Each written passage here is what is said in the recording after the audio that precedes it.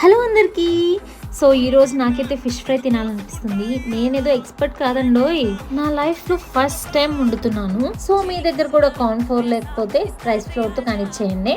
So first నేనైతే ఫిష్కి dressing ready చేస్తున్నాను. అదేనండి, మసాలా మొత్తం రెడీ చేసుకుంటున్నాను. మంచిగా పేస్ట్ లాగా రావాలి.